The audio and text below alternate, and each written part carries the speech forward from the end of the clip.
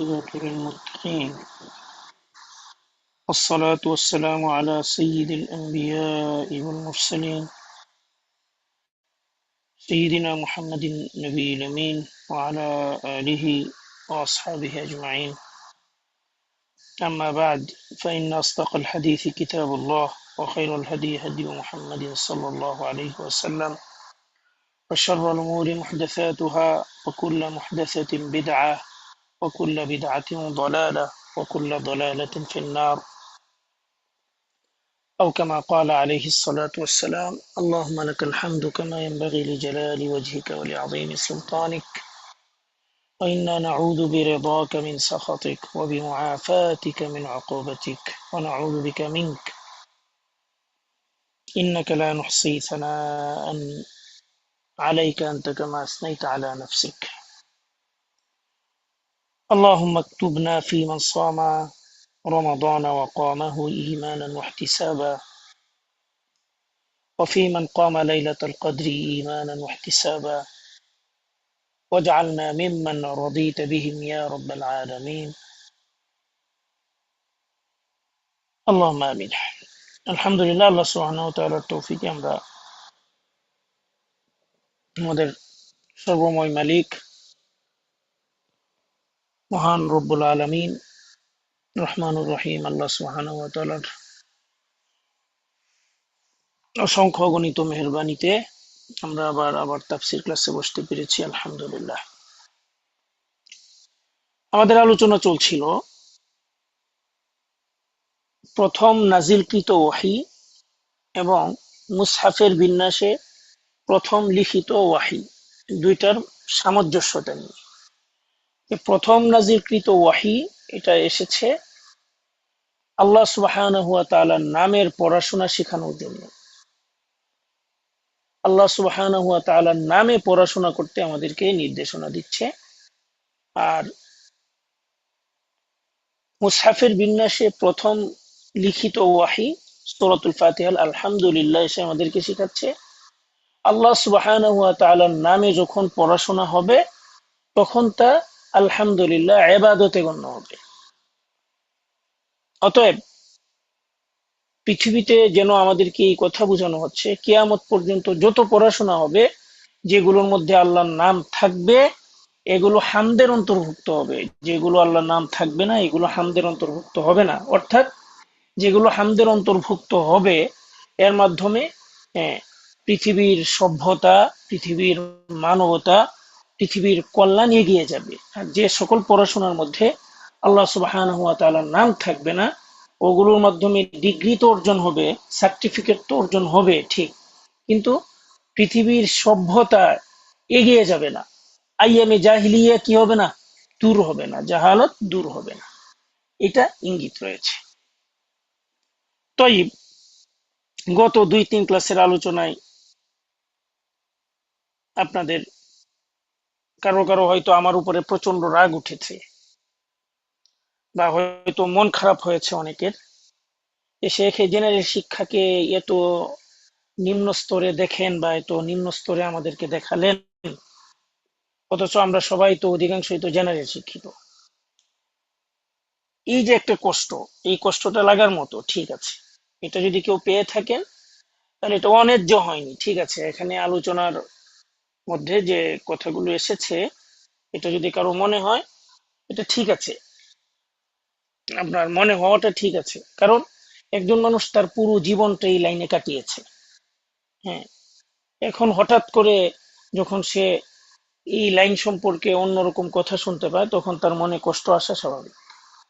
এই জন্য এখানে একটা বিষয়, আমার ক্লাসগুলোকে হঠাৎ করে কাউকে শোনাবেন না, কারণ ক্লাসের কথার সিস্টেম একরকম, এরপরে ওয়াজ নসিহতের সিস্টেম আরেক রকম।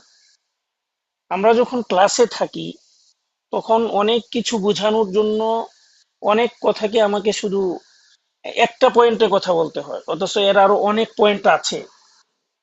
এরপর অনেক বিষয় আছে এমন যেটা একটু কড়া করে বলতে হয় স্বাভাবিকতার চেয়ে আপনাদেরকে বোঝানোর জন্য। অনেক বিষয় আছে এমন এটার উদাহরণ টানতে হয়, যে উদাহরণগুলো হয়তো সাধারণ কারো চোখে স্বাভাবিক না, কিন্তু আমাকে বোঝানোর জন্য ওই উদাহরণটা টানতে হয়। অর্থাৎ একজন শিক্ষক যখন ক্লাসে কথা বলেন তখন এই ক্লাসের সিস্টেম একরকম, ওই শিক্ষকই যখন কোনো ওয়াজ নসিহা ইত্যাদি করেন তখন তার পদ্ধতি থাকে ভিন্ন রকম।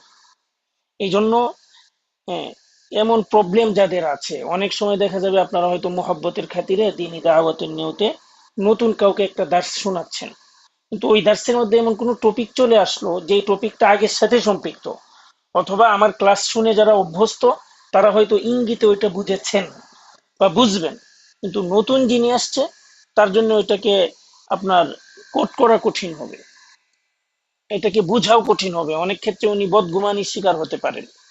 ওইরকম যদি হয় তাহলে তাকে বুঝিয়ে দিতে হবে। আর যদি এইরকম কারো ঝামেলা থাকে তাহলে ওই রকম মানুষদেরকে ক্লাসে একদম প্রথম দিকে না আসাই ভালো। কারণ এখানে ক্লাস মানে একটা অপারেশন। ক্লাস মানে কি, যে কোনো ক্লাস এটা অপারেশন। অতএব এখানে গত 2-3 দিন ক্লাসের আলোচনায় জেনারেল শিক্ষিতদের প্রতি আমরা কোরআনের আলোকে জেনারেল ভাইদের প্রতি যে আলোচনা করেছি, এতে হয়তো অনেকের মন খারাপ হতে পারে, এবং খারাপ হলে এটা স্বাভাবিকই, এটা অস্বাভাবিক কিছু না। স্বাভাবিক মানে এখানে আমার মন খারাপের কিছু নেই। বাকি এই যে এখন এটা ফিনিশিংটা টানতে হবে, 1-2 দিনের আলোচনা শুনে আবার কোনো সিদ্ধান্তেও আসা যাবে না, এটা খেয়াল রাখতে হবে। এটা আমার একটা, এই কথাটা এই জন্য বললাম, এখানে আমি 2-3 মিনিট সময় নষ্ট করলাম এই জন্যে, আমার একটা অভিজ্ঞতা হয়েছিল, তিক্ত অভিজ্ঞতা। বেশ 1-2 বছর 3 বছর আগে কোনো ইংরেজি টিচার, আপনাদেরকে বলি কথাটা, কোন দেশের যেন উনি আমার কাছে কোরআন পড়তে আসছিলেন। তো ওই যে নাজেরা বেচে, তো নাজেরা বেচে আমি ওনাকে আচ্ছা এলাও করলাম, এলাও করার পর আপনার ওনার পড়াতে একটু বেশ ছিল, মানে সঠিকভাবে উচ্চারণগুলো হচ্ছিল না। তো পরে আমি বুঝাতে যেয়ে ওনাকে বলছিলাম যে আপনি মার্শাল্লাহ ইংরেজি তো খুব ভালো পারেন, কিন্তু এই যে আরবিটা আসতেছে না, কারণ এটার অভ্যস্ততাটা আপনার কম। তো অভ্যস্ততা মানে এইভাবে বুঝাইতে চাইছিলাম, তো উনি মনে হয় মানে ইংরেজি ভাষার বিরুদ্ধে বিষয়টাকে নিয়েছেন, যার কারণে উনি আর পরে ক্লাস কন্টিনিউ করেননি। আর আমিও কোনো মেসেজ করিনি, আচ্ছা ঠিক আছে না করলে তো নি। কিন্তু এই যে এখানে আসলে বিষয়টা কি ছিল, বিষয়টা ছিল বুঝার ভুল।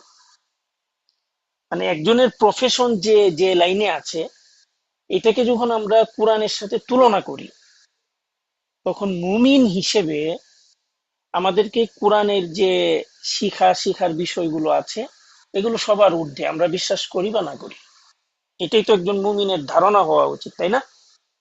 তো এই ক্ষেত্রে এই কথাগুলোর উপরে আবার যারা নতুন তাদেরকে বলার পদ্ধতি আছে। পরে আমি বুঝলাম যে ওই বোনকে হয়তো আমার এইভাবে বলাটা ঠিক হয়নি, আরো কিছুদিন পরে বলতে পারতাম, কারণ উনি নতুন, আমার এই কথাটা হয়তো উনি হজম করতে পারেননি, এটা দোষটা আমার।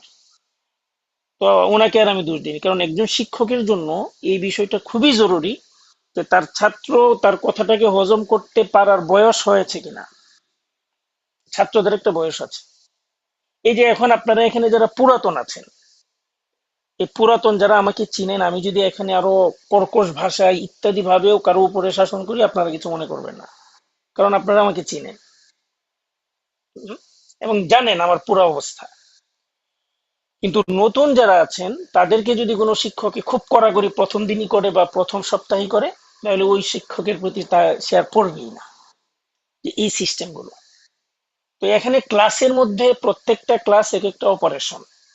এখানে কোনো কথা কারো বিপক্ষে যাবে, কোনো কথা কারো পক্ষে যাবে, কোনো কথা বুঝাতে যে আমাদেরকে কঠোর সমালোচনা করতে হবে, নয়তো বোঝা যাবে না। ক্লাসের পদ্ধতি হচ্ছে এটা। এই জন্য মানে এমন যারা আছেন তাদেরকে আপনার সর্বোপরি ক্লাসে না আনলে তুলনামূলকভাবে ভালো হবে। তয়িব, বারাকাল্লাহ ফিকুম। তো জেনারেল শিক্ষিত ভাইদের এখানে মন খারাপ করার কোনো প্রয়োজন নেই, মানে আপনাদের ফিনিশিংটাই যে এখন দিচ্ছি। আমার আলোচনার প্রথম অংশটা ছিল যে কোরআনী ভাষায় শিক্ষা হচ্ছে কোরআনের শিক্ষাটাকে, ওয়াহির শিক্ষা এটা হচ্ছে মূল শিক্ষা। আর জেনারেল মানে যেটা আকলের ঊর্ধ্বে জ্ঞান, আমাদের বিবেক সাধারণভাবে যেটাকে ক্যাপচার করতে পারে না, আমাদের সাধারণ বিবেকের ঊর্ধ্বের যে পড়াশোনাটা, এটা হচ্ছে মূল শিক্ষা। আর ঊর্ধ্বের পড়াশোনাটাই হচ্ছে আল্লাহ সুবহানাহু ওয়া তাআলার নামের পড়া, যেটা প্রিয় নবীজি সাল্লাল্লাহু আলাইহি ওয়াসাল্লাম পুরো জাতিকে শিখিয়েছেন। তিনি এসে কিন্তু কোনো জাতিকে ইঞ্জিনিয়ার বানাননি, তিনি এসে সাহাবায়ে কেরামকে ডাক্তার বানাননি, তিনি এসে সবাইকে কি বানিয়েছেন? ওই আল্লাহ পাকের হামদ ওয়ালা বান্দা বানিয়েছেন। এবং কি কোন কাজগুলো হামদের অন্তর্ভুক্ত, কোন কাজগুলো আল্লাহ পাকের হামদের অন্তর্ভুক্ত না, এই জ্ঞানটা তিনি শিখিয়েছেন। আর এটাই হচ্ছে ওয়াহিদ জ্ঞান, আর এইটাই হচ্ছে মূল শিক্ষা। এই শিক্ষার মাধ্যমে একজন মানুষ যখন দুনিয়াতে চলবে, তখন তার জ্ঞানের ঊর্ধ্বেরটাই যখন সে শৃঙ্খলাভাবে আল্লাহ পাকের নির্দেশে চালাচ্ছেন, তখন আল্লাহ সুবহানাহু ওয়া তাআলা দুনিয়াবি যে জ্ঞানগুলো আছে এগুলো বুঝার জন্য, এগুলোকে অনুযায়ী দুনিয়াতে উন্নতি করার জন্য, দুনিয়ার টেকনোলজিকে উন্নয়ন করার জন্য আল্লাহ সুবহানাহু ওয়া তাআলা তার ব্রেইনের মধ্যে বারাকা দিবেন, যেটা ওহী থেকে সে প্রাপ্ত হয়ে কোনো আসবাব ছাড়াই, কোনো মাধ্যম ছাড়াই সে অনেক কিছু করতে পারবে, যেটা আমাদের আগের মুসলমানরা করেছিলেন। তারা জ্ঞান বিজ্ঞানের সকল বিষয় তাদের হাতে আবিষ্কার হয়েছে এবং এটার প্রমাণও আছে। এই কথাটা আমরা বলেছি। তো এখন যেটা আমাদের সামনে এসেছে, যে জ্ঞান যে বিষয়টাকে অভিজ্ঞতার আলোকে ক্যাপচার করতে পারে, যেটাকে নিতে পারে, আমরা ওই যুগের প্ররোচনায় ইহুদি নাসারাদের ষড়যন্ত্রের শিকার হয়ে ওই পড়াশোনাটাকে, এটাকে খাতা কলমে আনার কারণে ওই নিয়মগুলোকে অভিজ্ঞতা লব্ধ, জ্ঞানের ক্যাপচারকৃত অভিজ্ঞতা লব্ধ বিষয়টাকে খাতা কলমে এনে এটাকে একটা পড়ার রূপ দেওয়ার কারণে আমাদের পুরো জীবনটা এগুলো শিখতে ব্যয় হচ্ছে। এবং এগুলো শিখলেই আমরা তাকে শিক্ষিত মনে করছি, এর বাইরের কাউকে আমরা শিক্ষিত মনে করছি না। এই যে কথাটা, এই কথাটার মধ্যে আমরা একটু অপারেশন করেছিলাম, যে এই যে চিন্তাটা, এটা সঠিক নয়। একজন মুমিনের চিন্তার আলোকে, ইসলামী চিন্তার আলোকে এটা সঠিক নয়। কেন? কারণ এই শিক্ষার জন্য তো তার পুরো জীবনটা এইভাবে ব্যয় করার প্রয়োজন ছিল না। কারণ এই শিক্ষাটা একজন কৃষকেরও আছে, যদিও সে তার নিজের নাম লিখতে পারে না, কারণ এটা অভিজ্ঞতার শিক্ষা। হ্যাঁ, অভিজ্ঞতার শিক্ষাটা খাতা কলমে আনার কারণে এখন এটাকে আমাদেরকে ওই হরফে শিখতে হয়, একটা ভাষা দিয়ে শিখতে হয়, যার কারণে এখানে আমরা শিক্ষিত ট্যাগ লাগিয়েছি। কিন্তু আসলে মূল শিক্ষা এটা না। কেন? কারণ এতটুকু বিষয় অর্জনের জন্য শিক্ষার প্রয়োজনটা আসলে মূলত নাই খাতা কলমের, বরং এটা অভিজ্ঞতা থাকলেই যথেষ্ট হয়। এই যে যেমন আপনার মনে করেন রাজমিস্ত্রি যারা আছে, এরা ঘর বানাচ্ছে না, এদের মধ্যে শিক্ষিত কয়জন আছে? অথচ একজন শিক্ষিত মানুষ কিন্তু ইট ধরতে পারবে না, বালি মিশ্রণ করতে পারবে না। এই যে আমাদের মাদ্রাসার কাজ চলছে, আমি কত চেষ্টা করলাম একটা ইট লাগানোর, কিন্তু ইট লাগার আমার হাতে আর বসে না। মানে ওই দেয়ালে ইট লাগানোর জন্য একটা চেষ্টা করলাম আর কি, রাজমিস্ত্রি ভাইদের থেকে ইয়ে নিয়ে, কিন্তু মাগার আমার হাতে ইট আর বসে না। তো বিষয়টা হচ্ছে এরকম। তো এটা হচ্ছে অভিজ্ঞতার ব্যাপার। এই জন্য দেখা যায় আমাদের কৃষক ভাই যারা আছেন, তারা এই বর্তমান কৃষিবিদ, মানে যারা শিক্ষা অর্জন করে কৃষিবিদ হয়েছেন, তাদের চেয়ে তাদের অভিজ্ঞতা অনেক বেশি। ক্ষেতের পোকা কিভাবে মারবে, ক্ষেত কিভাবে চাষ করতে হবে, বাঁচতে হবে, তারা অনেক জানে। তাহলে এখানে দেখা যাচ্ছে এই দুনিয়া, একজন যদি ডাক্তার, ডাক্তারের জন্য পেট কিভাবে কাটবে, এটার জন্য পড়াশোনার তো আসলে দরকার নেই। এটা হচ্ছে অভ্যস্ততার উপরে, অভিজ্ঞতার উপরে, ইনজেকশন দেওয়া, অপারেশন করা, এই যে কাজগুলো। কিন্তু আমরা আসলে মূলত শিক্ষা, শিক্ষা মানে শিক্ষা মনে করছি এটাকে। এই জায়গাটার মধ্যে ঝামেলা। হ্যাঁ, এইটাকে আমরা দ্বিতীয় পর্যায়ে রাখতে পারি। এই যে যাদের মন খারাপ হয়েছে শুনেন, এটাকে আমরা, সমস্যাটা কোথায়, এটাকে মূল শিক্ষা বানিয়ে ফেলেছি। দেখেন, দুনিয়াতে আল্লাহ পাক আমাদেরকে পাঠিয়েছেন আখেরাত কামানোর জন্য, অতএব যে শিক্ষা আমাকে আমার আখেরাতটা ভালো করবে, ওইটা মূল শিক্ষা। আর দুনিয়াতে থাকতে হলে, চলতে হলে আমার যতটুকু পেট পালার জন্য যতটুকু প্রয়োজন, এটা হচ্ছে আমার দুনিয়াবি প্রয়োজনীয় শিক্ষা, যতটুকু না হইলেই না। তাহলে এখানে আমরা এই শিক্ষাটাকে এই ভাগে যদি বিভক্ত করি, তাহলে বিষয়টা সহজ হবে। যে আমাদের মূল শিক্ষা হচ্ছে, যেটা আমার মূল জায়গায় সহায়তা করবে, আখেরাতের শিক্ষা, কোরআনের শিক্ষা, ওয়াহির শিক্ষা, এটা হচ্ছে মূল ধারার শিক্ষা। কিন্তু আমাদেরকে শেখানো হচ্ছে, আমাদের দুনিয়াবি শিক্ষাটাকে মূল ধারার শিক্ষা বলা হচ্ছে, এইটা হচ্ছে শয়তানি। এই কথাটা আমরা বলেছি। তো দুনিয়াবি যে শিক্ষাটা আছে এটাকে আমরা দ্বিতীয় পর্যায়ে রাখতে পারি। আচ্ছা, আপনাদের জন্য আরো একটা সহজ করে দেই। বরং আমরা দুনিয়াবি শিক্ষাটাকে দ্বিতীয় পর্যায়ে না রেখে দুনিয়াবি শিক্ষাটাকেও আখেরাতের শিক্ষার সাথে যুক্ত করে দিই। এটা কিভাবে? এখন যদি একজন তার দুনিয়াবি শিক্ষাটাকেও আখেরাতের শিক্ষার সাথে যুক্ত করে দেয়, তাহলে তার এইটা দুনিয়াবি শিক্ষা হিসেবে বিবেচিত হবে না। যদিও এটা শিখেছে সে দুনিয়ার শিক্ষা, কিন্তু এখানে আখেরাত যুক্ত করে দেবার কারণে ওই ইকরা বিস্মি রব্বিকাল্লাযী খালাকের শিক্ষার অন্তর্ভুক্ত এটা হয়ে যাবে বা যেতে পারে ইনশাআল্লাহ। কিভাবে? দুনিয়াবি যে শিক্ষাগুলো আছে, ডাক্তার, ইঞ্জিনিয়ার, সাংবাদিকতা, আরো যে শিক্ষাগুলো, এগুলোর মধ্যে আমরা প্রত্যেকটার মধ্যে আখেরাতের একটা নিয়ত করে ফেলি। ইকরা বিস্মি রব্বিক, আমার প্রতিপালকের নামে পড়ছি, এই অংশটা নিয়ে আসি। কিভাবে? যে আমি যে দুনিয়াবি ডাক্তারি শিখলাম কেন? আল্লাহ সুবহানাহু ওয়া তাআলার সন্তুষ্টির জন্য, আল্লাহ সুবহানাহু ওয়া তাআলার মাখলুকের সেবার মাধ্যমে। এই যে, অতএব মাখলুকের সেবা করতে যে আমার যতটুকু মানবতার প্রয়োজন, আমি ততটুকু এখানে প্রয়োগ করব, এবং মাখলুকের সেবা করতে যে মানবতার বাইরের যে কাজগুলো, এগুলো আমি করব না। এবং এখানে উদ্দেশ্য থাকবে আমার আল্লাহ পাকের সন্তুষ্ট। তাহলে কি হবে? তার এই ডাক্তারিটা এটা আখেরাতের জন্য হয়ে যাবে, এটা দুনিয়ার জন্য থাকবে না, এটা আখেরাতের জন্য হয়ে যাবে ইনশাআল্লাহ। একজন ইঞ্জিনিয়ারিং শিখছে, রাস্তাঘাট করা বা আপনার করা, ঘর করা, সে কি নিয়ত করবে? যে আমি যে আমার ইঞ্জিনিয়ারিং কাজটা শিখেছি, এই জন্য তো আমি কি পাবো? টাকা একটা পাবোই, কিন্তু এর মাধ্যমে আমার উদ্দেশ্য হচ্ছে দুনিয়ার মানুষদের ঘর বাড়ি নির্মাণ করে দেওয়া, যেই ঘরের মধ্যে তারা থাকবে, পর্দার সাথে চলবে, হ্যাঁ, তাদের প্রয়োজনগুলো মিটাবে, ওই ঘরের মধ্যে বসবাস করে সে আল্লাহকে ডাকবে। তো এইভাবে কিন্তু সে সদাকায়ে জারিয়া নিয়ত পেয়ে সওয়াব পেয়ে যেতে পারে। যিনি সাংবাদিকতা শিখছেন, তিনি কি করবেন নিয়ত? আমি সাংবাদিকতা শিখছি, এই দুনিয়ার যে সকল পচা মানুষ আছে, খারাপ মানুষ আছে, এদের খারাপি থেকে দুনিয়ার মানুষকে বাঁচানোর জন্য সঠিক সংবাদটা প্রচার করার মাধ্যমে। হ্যাঁ, এইভাবে যখন সে এটা করবে, তখন আর এটা যদিও তার শিক্ষাটা দুনিয়াবি, কিন্তু এই শিক্ষার মাধ্যমে সে আল্লাহ পাককে খুঁজে পাচ্ছে। কিন্তু অবশ্যই তার প্রফেশনটা হালাল হইতে হবে, এটা সত্য।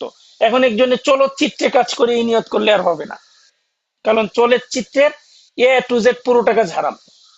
এটার মাধ্যমে আপনার মানুষকে যৌন সুরসুরি দেওয়া হচ্ছে, আমাদের সন্তানাদির, আমাদের ভবিষ্যৎ প্রজন্মের চরিত্র নষ্ট করা হচ্ছে, সকল মানুষের চরিত্র নষ্ট করা হচ্ছে অবৈধ প্রেম, ভালোবাসা ইত্যাদি এবং বেপরদিগি শিখিয়ে। অতএব এর সাথে সম্পৃক্ত টু জেড পুরোটাই হারাম। বরং এরা সবাই আল্লাহ পাকের লানতের মধ্যে আছে। সূরাতুন নূরের আয়াত, ইন্নাল্লাযীনা ইউহিব্বুনা আন তাশিআ আল ফাহিশাতু ফিল্লাযীনা আমানু, যারা মুমিনদের মধ্যে ফাহিশা, অশ্লীল কাজ, এটা হ্যাঁ আপনার তাশিয়া, শিয়া, এটা শিয়া হয়ে যাওয়া, শিয়া, ওই যে শিয়া বলে না, শিয়া তাশি থেকে আসছে, মানে এটা মানুষের মধ্যে ছড়িয়ে যাওয়া, এটা তারা চায়। লাহুম আযাবুন আলীমুন ফিদ দুনিয়া ওয়াল আখিরাহ, এদের জন্য কঠিন বেদনাদায়ক শাস্তি আছে দুনিয়া এবং আখিরাতে। তো অশ্লীলতা ছড়ায় নাটকের মাধ্যমে, সিনেমার মাধ্যমে, চলচ্চিত্রের মাধ্যমে। তো এটা তো আর বলা লাগে না অশ্লীলতা কিভাবে ছড়ায়। তো এই জাতীয় কাজ না, আবার কাজ প্রফেশনটা কি হইতে হবে? একজন সুদী ব্যাংকে চাকরি করে, এখন সুদী ব্যাংকে চাকরি করে, কাজটা তো সুদ, তাই না?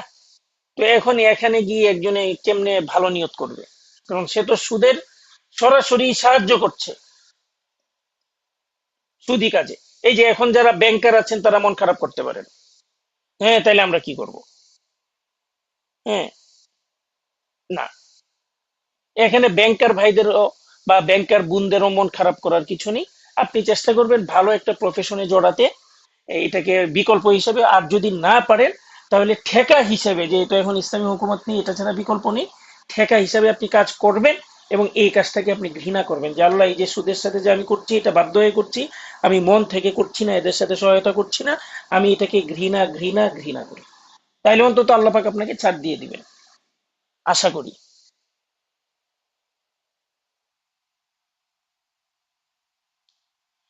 জেনারেল সাবজেক্ট গুলোতে আপনার যদি কেউ শিক্ষক হয়, তাহলে সে কি নিয়ত করতে পারে? সে নিয়ত করবে তার বাচ্চাদেরকে, হ্যাঁ, যতটুকু পারে আল্লাহমুখী করবে। জেনারেল লাইনে যেহেতু কোনো দিন প্রচারক কোনো শিক্ষক নেই, তো সে চেষ্টা করবে তার ছাত্রদেরকে যতটুকু পারে ওই অবস্থায় থেকে আল্লাহর সাথে পরিচয় করাবে, দুনিয়ার আসল, হ্যাঁ, অবস্থাটা পরিচয় করাবে। এই নিয়ত করতে পারে।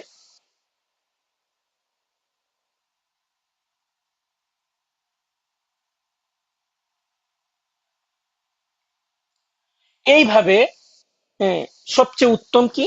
সবচেয়ে উত্তম হচ্ছে, মানে এটা শুধু আসলে জেনারেল ভাইদের না, ভাই বোনদের না, সবার, আমাদেরও, আমাদের মধ্যে যারা বড় বড় আলেম, আমাদের উস্তাদ শেখদেরকে দেখি, তারা তাদের শেখদেরকে অনুসরণ করে, বা যে কোনো কাজে তাদের সাথে, কোনো একজনের সাথে পরামর্শ করে চলেন। এটাকে বলে দিনী মুরব্বি।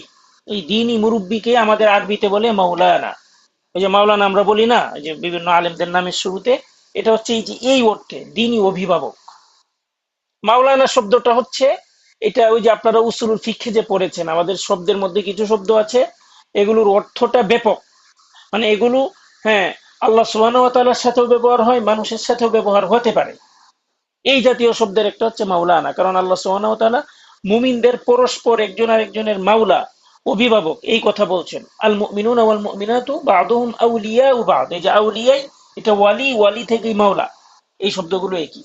আবার আল্লাহ সুবহানাহু ওয়া তাআলা নিজের ক্ষেত্রেও মাওলা শব্দ বলেছেন, যালিকা বিআন্নাল্লাহা মাওলাল্লাযিনা আমানু আনতা মাওলানা। আবার নবী আলাইহিস সালামের ক্ষেত্রে আল্লাহ পাক মাওলা বলছেন। এই যে মাওলা শব্দটা এখানে অর্থটা ব্যাপক, বাকি এক একজনের ক্ষেত্রে এক এক রকম। মানুষের ক্ষেত্রে ব্যবহার হলে একজন আরেকজনের বন্ধু, অথবা বড় ছোটের ক্ষেত্রে ব্যবহার হলে দিনই অভিভাবক। তো এই যে দিনই অভিভাবকের সাথে পরামর্শ করা, মানে প্রত্যেকটা মানুষের যদি সকল ক্ষেত্রে কোনো দিনই অভিভাবকের সাথে পরামর্শ করে, তাহলে অন্তত তার পথ ভ্রষ্টতার, হ্যাঁ, সম্ভাবনা কম। এটাই সিরাতুল মুস্তাকিমের আলোচনায় আসবে। মানে আমরা যারাই আছি, চাই আমি দিনী লাইনে থাকি বা দিনী লাইনের বাইরে জেনারেল লাইনে থাকি, আমি মুমিন, তাদের সবার উচিত, হ্যাঁ, তাদের পরিচিত, তাকে তিনি যাকে মনে করেন যে উনি অভিভাবক হওয়ার যোগ্য, এরকম একজনকে অভিভাবক হিসেবে মেনে চলা, পরামর্শ করা অন্তত। তাহলে অন্তত পথ ভ্রষ্টতার কোনো কি নাই, সুযোগ নেই। সহজে পথ ভ্রষ্ট হবে না। অনেক সময় দেখা যায় অনেক বোনেরা বিয়ে করে, তো তাদের বিয়ে হয়তো বিয়ের সময় জামাই নির্বাচন, এই ক্ষেত্রে কোনো পরামর্শ না করে পরবর্তীতে বিপদে পড়েন, পরে আসেন পরামর্শ করতে। অথচ এখানে পরামর্শটা তো উচিত ছিল আগে, যে কেমন পাত্র নির্বাচন করা যায়, বা কেমন পাত্র আমি নির্বাচন করব, অথবা বিয়ের আগে আমি যেহেতু দিন মেনে চলি, আমি তাকে কি কি শর্ত দিতে পারি, যেগুলোর কারণে আমার বিয়ের পরেও দিন মেনে চলা সহজ হয়। তো যার কারণে দেখা যায় অনেক বোনেরা পরবর্তীতে বিয়ে পরবর্তী জীবনে বেপর্দার জীবন আবার তিনি ধরে ফেলেন, এগুলো শুধুমাত্র এই পরামর্শ না করার কারণে। এটা সর্বক্ষেত্রেই জরুরি। আমরাও আমাদের কোনো একটা বিষয়ে আটকে গেলে আমাদের উস্তাদদের সাথে, শেখদের সাথে পরামর্শ করি, আমাদের শেখরাও তাদের শেখদের সাথে পরামর্শ করে। এই যে ধারাবাহিকতাটা চলতে চলতে একদম মুহাম্মদুর রাসূলুল্লাহ পর্যন্ত গিয়েছে। এইটাই হচ্ছে দ্বীনের মূল অংশ। আচ্ছা, তো এই জেনারেল শিক্ষার, অতএব ভাই বোনদের মন খারাপ করার কোনো প্রয়োজন নেই। আপনারা আপনাদের যতটুকু শিখেছেন, এটা যদি হালাল পথের হয়, অবশ্যই আশা করি হালাল পথ যারা এই লাইনে এসেছেন, তো ইনশাল্লাহ আপনারা এটাকে আখেরাতের নিয়ত করে এটাকে আখেরাতমুখী করে ফেলেন, কনভার্ট করে ফেলেন। এতে করে, হ্যাঁ, আপনার সওয়াবটা আরো বেশি হবে অন্যদিকে চিন্তা করলে। কেন? কারণ আপনার যে প্রফেশনটা, এই প্রফেশনে তো দিনদার কোনো মানুষের পক্ষে যাওয়া সম্ভব না এখন। এখন চাইলেই তো কেউ স্কুল ভার্সিটির শিক্ষক হতে পারবে না, তাকে ওই সবগুলো পড়াশোনা করে যেতে হবে। তাহলে আপনি ওখানে যে বিপরীত একটা পরিবেশে যে দিন প্রচার করছেন, তাহলে আপনার এখানে সওয়াবটা বেশি হবে না? বেশি হবে। এখন আপনি যদি মহিলা হন, তাহলে আপনি পর্দার সাথে যাওয়া আসা করেন অন্তত আপনার স্কুলে, হ্যাঁ, আপনি অন্তত চেহারা ঢেকে, অন্তত আচ্ছা সর্বনিম্ন চোখ আপনি খোলা রাখতে পারেন, বাকি চোখ খোলা না রাখ, মানে ঢাকা না রাখতে পারলেও অন্তত আপনার বাকি অংশগুলো ঢেকে রাখবেন। আপনি এই পর্দার সাথে চলেন। এতদিন আপনি গিয়েছেন গিয়েছেন, যদি এমন কেউ এখানে থাকেন যে আপনারা স্কুল ভার্সিটিতে পড়ান, শিক্ষকতা করেন বা পড়েন, তাহলে আপনি অন্তত আপনার লাইফে সর্বপ্রথম পর্দাটা আনেন, কারণ পর্দাটা ফরজ। আপনার চেহারা দেখে একজন পর পুরুষ যে মজা নিবে না, আমি একটু মানে বাংলা ভাষায় বলতেছি আর কি, যেন আপনারা বিষয়টাকে বুঝেন এবং লজ্জা পান।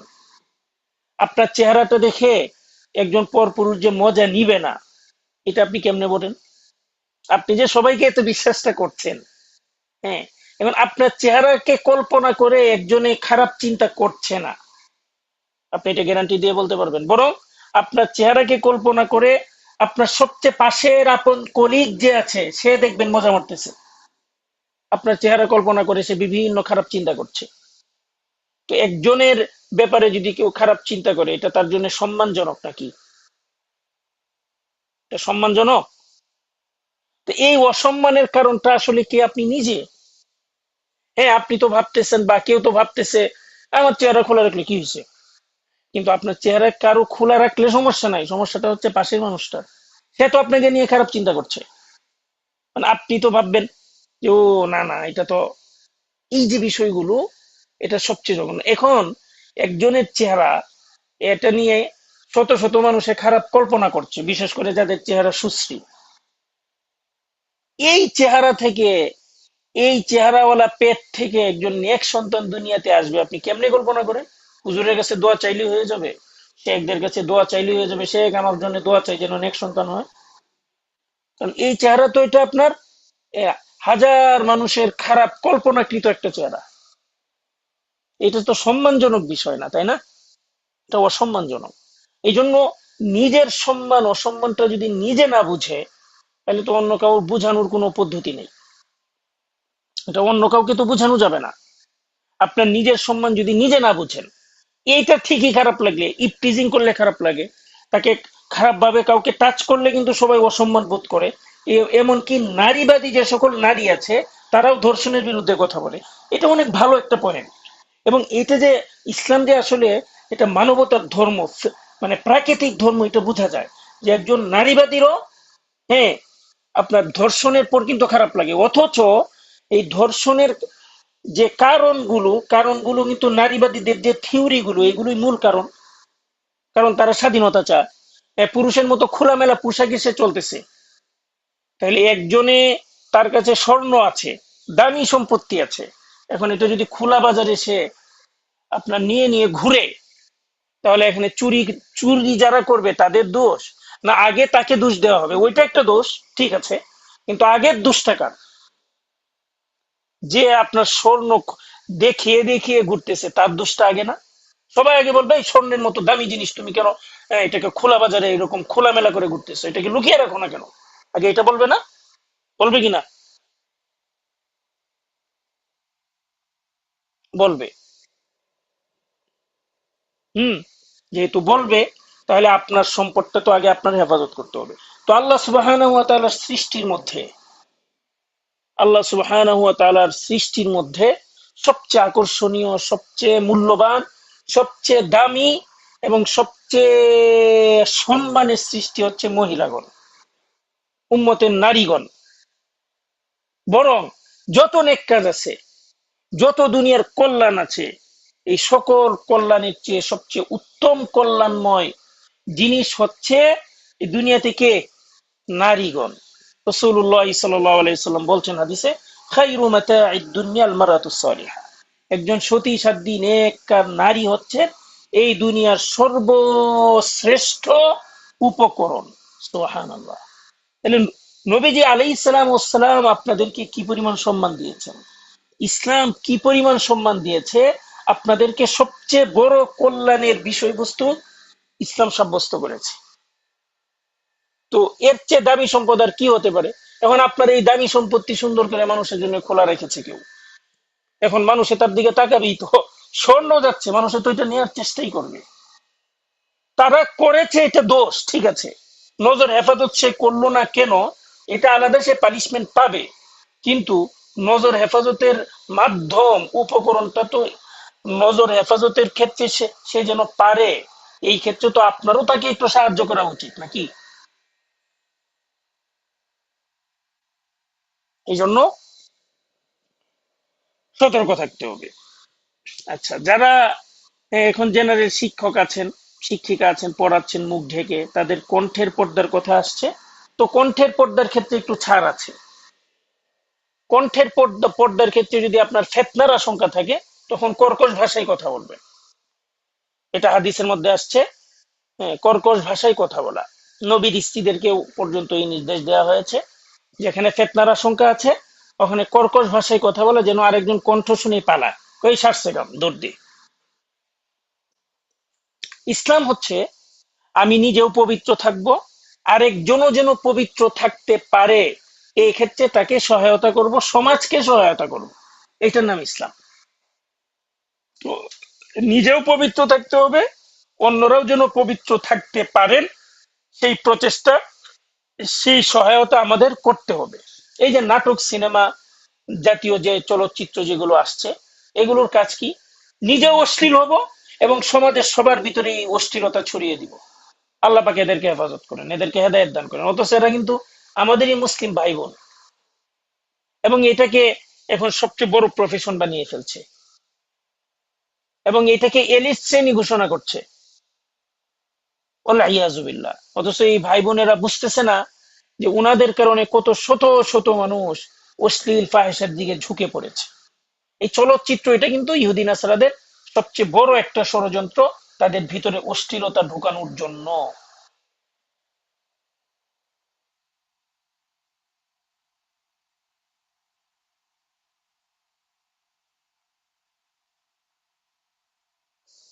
দেখেন, সর্বাবস্থায় আপনার নিজেকে বাঁচাইতে হবে। সমাজে কি বললো এইটা দেখার সময় নেই, কারণ আপনার কবরে চলে গেলে আপনার সাথে আর সমাজ যাবে না। তো এখানে যে বিষয়গুলো আছে, হ্যাঁ, এখন যদি ওইভাবে আপনার সামাজিকতা মেনটেন করতে আপনি না পারেন, তো ওখানে যাবেনই না।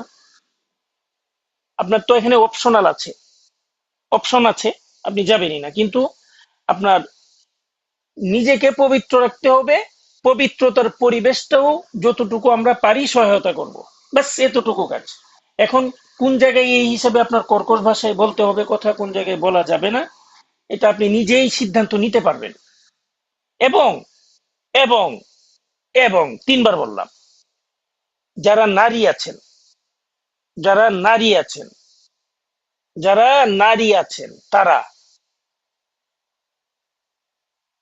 আপনার মাহরাম পুরুষগণ ছাড়া, আবার বলি, আপনার মাহরাম পুরুষগণ ছাড়া, আবার আপনার মাহরাম পুরুষগণ ছাড়া, মাহরাম বলতে আপনার যাদের সাথে বিয়ে হারাম, বাবা, ভাই, শ্বশুর, হ্যাঁ, বরং অনেক ক্ষেত্রে মাহরাম যারা আছে অবিবাহিত, এরাও, এদের মধ্যেও ঝামেলা চলে আসছে বর্তমানে ফেতনার সময়।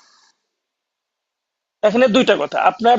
আচ্ছা, এরপরেও মাহরাম করে ধরেন, মাহরাম পুরুষগণ ছাড়া পৃথিবীর কোন পুরুষকে আপনি আপন ভাইবেন না, ভালো ভাইবেন না। ওয়াল্লাহি সুম্মা ওয়াল্লাহি সুম্মা ওয়াল্লাহি। এমনকি সে একরেও না, আমারও না। নো, এখানে কোনো ছাড় নাই, এখানে সে একটে কোনো ছাড় নাই। এখানে চরিত্রের ক্ষেত্রে কাউকে আপনি নিরাপদ মনে করবেন না, করবেন না, করবেন না। এই জন্য আমার সাথেও কথা বললে সতর্কতার সাথে কথা বলতে হবে, কারণ আমারও চরিত্র যে কোনো সময় নষ্ট হয়ে যেতে পারে। আমি শয়তানের খপ্পরে আছি, আপনিও আছেন শয়তানের খপ্পরে। অতএব নিজেকে এখানে ফেরেশতা ভাবার কোনো প্রয়োজন নেই। এবং এইটাই শেষ কথা, যে যেভাবেই বলুক। এখন আমি যদি বলি না আমার ভিতরে এটা নাই, তাহলে আমি অসুস্থ হয়ে যাব, তাহলে আমি অসুস্থ মানুষ না। শয়তান সবার মধ্যে আছে, শাহওয়াত সবার মধ্যে আছে। এই জন্য আপনার মাহরাম পুরুষ ছাড়া আপনি পৃথিবীর কোন পুরুষকে আপনার ক্ষেত্রে আপনি নিরাপদ মনে করবেন না, অন্তত চারিত্রিক বিষয়ে। বাস। এখন সে যেই হোক, হ্যাঁ, কারো প্রতি আপনার বদ গুমান করার দরকার নেই, এটা তো না, না, এটাও দরকার নাই। কিন্তু আপনি নিজেকেও ওখানে নিরাপদ মনে করবেন না। অন্তত এই যে আপনাদের সাথে আমার এখানে চ্যাট বা পড়াশোনা, এটা শুধুমাত্র দিনের খাতিরে, অন্য কোনো এখানে কোনো কিছুর সুযোগই নেই। এখানে যদি এখানে দিন প্রচারের সুযোগ, এটার প্রয়োজন না থাকতো, তাহলে এটা কেয়ামত পর্যন্ত সবাই মিলে বললেও এখানে আসা হতো না, এবং এটা কোনোভাবে জায়েজ হতোও না। ব্যাস। এখন যে যেভাবে বলুক, এইটাই শেষ কথা। মাহরাম পুরুষ ছাড়া কাউকেই আপনার নিজের ক্ষেত্রে নিরাপদ মনে করা যাবে না। এখন সে আপনার কলিগ হোক, সে আপনার বন্ধু হোক, সে আপনার বন্ধুর বাবা হোক, সে বৃদ্ধ হোক, সে একটু পরে দুই ঠ্যাং কবরে চলে গেছে 120 বছরের পুরুষ হোক, যেই হোক আপনার, হ্যাঁ, ভাতিজার বন্ধু হোক, অমুক হোক তমুক হোক, সবাই এই ক্ষেত্রে সমান। একটা কথা। দ্বিতীয় কথা হচ্ছে, মাহরাম পুরুষদের মধ্যে বর্তমানে অশ্লীলতা ঢুকে গেছে। ওই যে আপনার চলচ্চিত্র, মোবাইল, সবার হাতে তো এখন চলচ্চিত্র, মানে চলচ্চিত্রের বাজার সবার হাতে। মোবাইল, অ্যান্ড্রয়েড ফোন, নেট মানেই হচ্ছে সবার হাতে এখন টিভি, ঘরে ঘরে টিভি, প্রত্যেক পকেটে পকেটে টিভি, টিভির চেয়ে আরো খারাপ, মানে লিমিট ছাড়া খারাপ, তাই না? অতএব প্রত্যেক মানুষের মধ্যে এখন শাহওয়াত এমন ভাবে বিরাজ করছে, বিশেষ করে যেই সকল মাহরাম, এদের সাথে আপনার কি হয়, মানে ঘরের মধ্যে উঠা বসা বেশি হচ্ছে। যেমন এর মধ্যে আপনার যদি বাবার ফ্যামিলিতে থাকেন তাহলে ভাই এবং বাবা, এই দুই শ্রেণীর পুরুষ। আর শ্বশুর বাড়িতে থাকলে আপনার কি, ওই যে শ্বশুর এবং নাবালেগ বাচ্চারা। এমন কি বর্তমান সময়ের নাবালেগ বাচ্চারাও এই সকল বিষয় ভালো বুঝে, বলে ইয়াজুবিল্লাহ। মানে 8-9 বছর যে সকল বাচ্চাদের হয়ে গেছে বা 10 বছর উপর হয়ে গেছে, এই সকল বাচ্চারা এই সকল কাজ বুঝে। এই জন্য আমাদের ঘরে ওই যে মাদ্রাসায় যে পড়ে ছাত্ররা, লজিং যারা খায়, 10 বছরের বয়স বেশি যাদের, এদের কারো সামনে আহ, এই মানে এখনো বালেগ হয় নাই, আমাদের ঘরের মহিলাদের যাওয়া নিষেধ। ওই কাজের মহিলারা এদেরকে খাবার টাবার বেড়ে দেয়, এবং কঠোর ভাবে নিষেধ। কেন? কারণ 10 বছরের ঊর্ধ্বের একটা ছেলে আপনার চেহারাটা আজীবন খেয়াল রাখবে, অথচ সে তো আপনার মাহরাম না।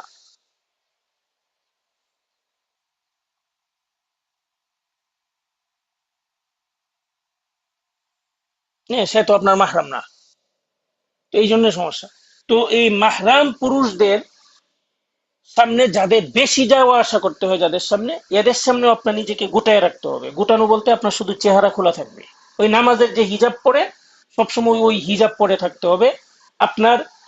কোনো কাপড় চুপড়, কোনো অঙ্গ প্রত্যঙ্গ যেন তাদের সামনে না ভাসে। ভিতরের কোনো কাপড় চুপড়ও যেন এত টাইট ফিট জামা আপনি না পরেন, ভিতরের কোনো কাপড় চুপড় বোঝা যাচ্ছে, অথবা কোনো অঙ্গ তাদের সামনে বোঝা যায়, জি না। আপনার হাতের কবজি প্লাস হচ্ছে শুধু মুখটা খোলা থাকবে।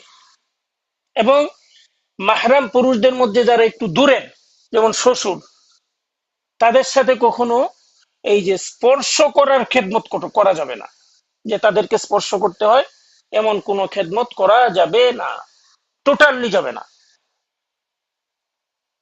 কারণ এই বিষয়গুলো অনেক ভয়াবহ, অনেক ভয়াবহ। এরপরে আছে, আরো বলি, এই যে ভাতিজা আছে, ভাগিনা আছে, এদের সাথে দুষ্টামি করতে গিয়ে অনেক সময় দেখা যায় 10-12 বছর ভাগিনা ভাতিজার সামনে তো সব সময় যাওয়া যায়, তো দেখা যায় ওই শারীরিক ভাবে এদের সাথে একটা টাচ হয়। হ্যাঁ, তো এইটা আপনার এই 10 বছরের বেশি হলে তাদের সাথে এই হাতেরও স্পর্শ করা যাবে না, কারণ এরা এখন সব বুঝে। এই বিষয়টাই যে এখানে সতর্ক থাকতে হবে। আমাদের সর্বাবস্থায় নিজেদেরকে পবিত্র রাখতে হবে, এবং অন্য সকল সবাই যেন পবিত্রতার সুযোগ পায়, এই সহায়তাটা আমাদের করতে হবে। পবিত্রতার একটা প্রচেষ্টা করতে হবে পৃথিবীতে, অন্তত আমার কারণে যেন পৃথিবীর কোনো মানুষ অপবিত্রতার সুযোগ না পায়। এই জিনিসটা আপনার নিজেকে নিশ্চিন্ত করতে হবে। এগুলো ছাড়া বাইরের যারা আছে, কোন পুরুষকেই সে আপনার যত খাতিরেরই হোক, আপনার যত হিতাকাঙ্ক্ষী হোক, কোনোদিন আপনি আপন মনে করেন না। যদি করেন, যেই মুহূর্তে আপনি আপন মনে করবেন, ওই মুহূর্তে আপনি শয়তানের সবচেয়ে বড় ধোঁকায় পড়ে গেছে। খেয়াল রাখতে হবে। পৃথিবীতে সবচেয়ে আপন হচ্ছে আপনার যত জালেমই হোক আপনার স্বামী, যত জুলুমকারী হোক, পৃথিবীতে সবচেয়ে আপনার আপন পুরুষ হচ্ছে কে? আপনার স্বামী। তাকে ভালো বানানোর চেষ্টা করেন। যদি সে জুলুম করে, এই করে, সেই করে, করতেই পারে, মানুষ তো সবাই, ভুল তো হতেই পারে, কথার কথা। তো আপনি তাকে ভালো বানানোর চেষ্টা করেন, কারণ পৃথিবীতে আপনার সবচেয়ে আপন হচ্ছে সে, যার সামনে আপনার শরীর থেকে শুরু করে, মন থেকে শুরু করে সবকিছু খোলা থাকতে পারে। অতএব যতটুকু গুরুত্ব দেওয়া দরকার, ভালোবাসা দেওয়া দরকার, মহব্বত দেওয়া দরকার, সবটুকু উজাড় করে আল্লাহ সুবহানাহু ওয়া তাআলার মহব্বতে সন্তুষ্টির উপর ভিত্তি করে আপনার স্বামীকে দিতে পারেন। আর সবচেয়ে ক্ষতিকর কে? গায়রে মাহরাম পুরুষদের মধ্যে। গায়রে মাহরাম মানে যাদের সাথে বিয়ে হারাম না, মানে সামনে যাওয়া যাবে না। গায়রে মাহরাম পুরুষদের মধ্যে সবচেয়ে খতরনাক, সবচেয়ে ভয়াবহ, সবচেয়ে বিপজ্জনক, আরো যত আপনার এরকম বিপজ্জনক শব্দ আছে ব্যবহার করতে পারে, এটা হচ্ছে মিস্টার দেবর। মিস্টার দেবর। এদের থেকে 100, অন্যদের থেকে যদি আপনি 100 হাত দূরে থাকেন, এদের থেকে 1000 হাত দূরে থাকতে হবে। হাদিসের মধ্যে দেবরদেরকে মৃত্যুর সমান বলা হয়েছে। আবার গায়রে মাহরাম মহিলাদের মধ্যে সবচেয়ে বিপজ্জনক, সবচেয়ে ভয়াবহ হচ্ছে কে? মিসেস শালি। এই শালি, ভাবি, এই যে এরা। এই জন্য এই দুইটা শ্রেণী থেকে বিশেষ দূরত্ব বজায় রাখতে হবে। এদের সাথে কথা বলার প্রয়োজন না পড়লে কখনো কথাই না বলা। এখানে দেখবেন অনেক কে সামাজিকতা করবে। আরে সামাজিকতা আগে না পবিত্রতা আগে? যেই সামাজিকতা ও পবিত্রতা নিয়ে আসে, ওইটার নাম সামাজিকতা নাকি? এখানে সবচেয়ে নিরাপদ হচ্ছে কথাই না বলা। বাস। ওই পরিবেশ অবশ্য কায়েম করতে সময় লাগবে, যেখানে অন্তত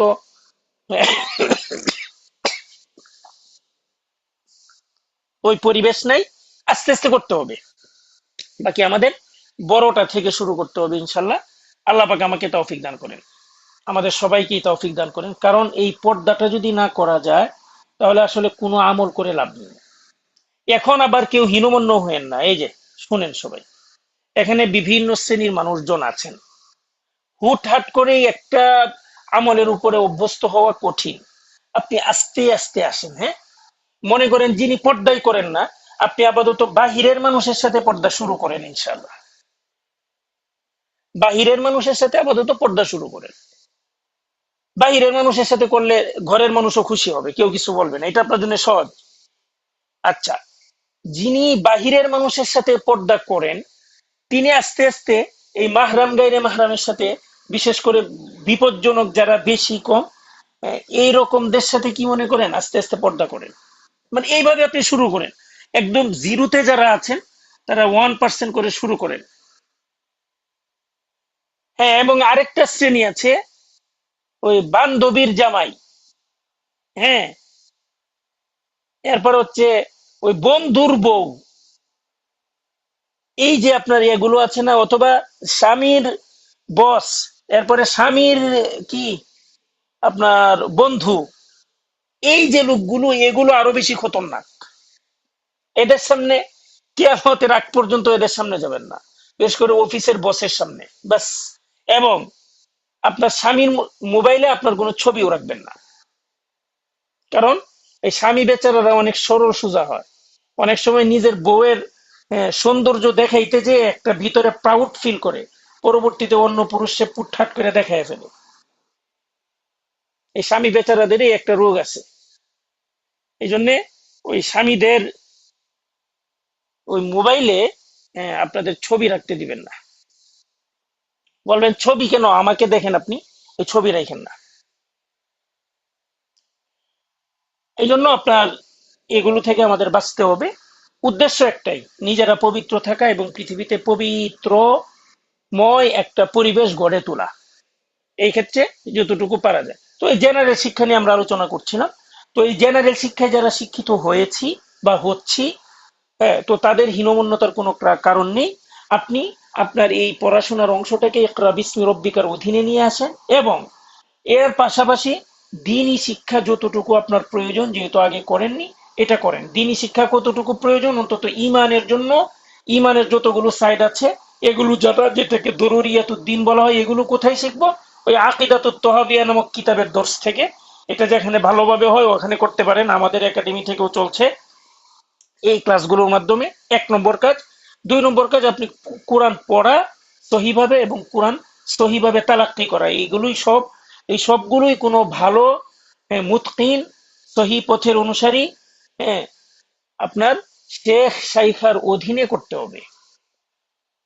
তাহলে আপনার মোটামুটি এই জেনারেল বিষয়গুলোর পাশাপাশি এই দিনী বিষয়গুলো এগুলো চলে আসবে ইনশাল্লাহ, এগুলোর উপরে মাহারত চলে আসবে। আর এগুলো জানা ছাড়া আল্লাহ সুবহানাহু ওয়া তাআলার হামদওয়ালা বান্দা আমরা হতে পারবো না। আল্লাহ সুবহানাহু ওয়া তাআলার হামদওয়ালা বান্দা হওয়ার জন্য সর্বনিম্ন সর্বনিম্ন নিজের ঈমানের পরে কোরআনটা পড়া এবং কোরআনের এই বিষয়টা বুঝা, এতটুকু হইতে হবে। কারণ যেই বান্দা আল্লাহ পাক কুরআনুল কারীমের শুরুতে সূচনাই করছেন আলহামদুলিল্লাহ, তার মানেটা কি? মানে পূর্ণ কোরআন, আমরা বলেছিলাম যে পূর্ণ কোরআন হচ্ছে মানে তার আগের অংশের তাফসীর। তাহলে আলহামদুলিল্লাহ রাব্বিল আলামিন, আলহামদুলিল্লাহ এটা দিয়ে আল্লাহ কোরআন শুরু করছেন, তার মানে পূর্ণ কোরআনটা হচ্ছে আলহামদুলিল্লাহর ব্যাখ্যা। মানে পূর্ণ কোরআনের মধ্যে আল্লাহ সুবহানাহু ওয়া তাআলা এই আলহামদুর বিভিন্ন সূরত বলবেন। অতএব একজন যদি কোরআন না পড়ে তাহলে সে হামদের প্রকারগুলো কিভাবে বুঝবে? আর যে হামদের প্রকার বুঝতে পারবে না সে আল্লাহ পাকের বান্দাও হইতে পারবে না, নাজাত প্রাপ্ত বান্দা হইতে পারবে না। আর যে নাজাত প্রাপ্ত বান্দা হইতে পারবে না তাহলে তার অবস্থান কোথায় হবে চিন্তা করা হোক। এই জন্য কোরআনের মধ্যে আল্লাহ পাক আমাকে কি বলেছেন, হ্যাঁ, আমাকে কি বলেছেন, এই বিষয়টা আমাদের বুঝতে হবে। এই যে এইভাবে তালাক্কি করে করে তাদাব্বুর করে করে ইনশাআল্লাহ আল্লাহ পাক আমাদেরকে তৌফিক দান করেন, আমিন। ওয়া আখিরু দাওয়ানা আলহামদুলিল্লাহি রাব্বিল আলামিন। এই জন্য জেনারেল ভাইয়েরা বোনেরা আপনাদের পেরেশানি নেই, আপনারা চাইলে ইনশাআল্লাহ আপনাদের ওই লাইনে থেকেও দ্বীনের বিশাল খেদমত করতে পারেন, আল্লাহর সন্তুষ্টি অর্জন করতে পারেন। সবকিছু হচ্ছে নিয়তের উপরে সীমাবদ্ধ। তবে ওই কাজটা অবশ্যই হালাল হতে হবে, এটা শরীয়তের সাথে সাংঘর্ষিক কোনো বিষয়, যেমন বেপরদার কোনো বিষয়, সুদ ইত্যাদির কোনো বিষয়, হ্যাঁ, ইত্যাদি না হতে হবে। তাহলে ইনশাল্লাহ ওইটার মাধ্যমেও আল্লাহ সুবহানাহু ওয়া তাআলাকে আমরা পেতে পারি। আল্লাহ পাক আমাদের সবাইকে তৌফিক দান করেন। কোরআনের আলো, ঈমানের আলো দ্বারা আমাদের অন্তরকে পরিপূর্ণ করে দেন, আমার অন্তরকে পবিত্র করে দেন এবং পৃথিবীতে পবিত্র পরিবেশ সৃষ্টি করার তৌফিক দান করেন। পবিত্র পরিবেশে সৃষ্টির সহায়তায় আমাদেরকে প্রচেষ্টা করার তৌফিক দান করেন। আমাদের সবার অন্তরকে পঙ্কিলতা মুক্ত করে দেন, সকল অশ্লীল ফাহেসাত শাহওয়াত এবং কামনা বাসনা, হারাম কামনা বাসনা থেকে আল্লাহ পাক আমাদের অন্তরকে পবিত্র এবং আলোকিত করে দেন, আমিন। ওয়া আখিরু দাওয়ানা আলহামদুলিল্লাহি রাব্বিল আলামিন ওয়া সাল্লাল্লাহু ওয়া বারিক ওয়া সাল্লিম আলা সাইয়্যিদিনা মুহাম্মাদি ওয়া আলিহি ওয়া আসহাবিহি আজমাইন। আসসালামু আলাইকুম ওয়া রাহমাতুল্লাহি ওয়া বারাকাতুহু।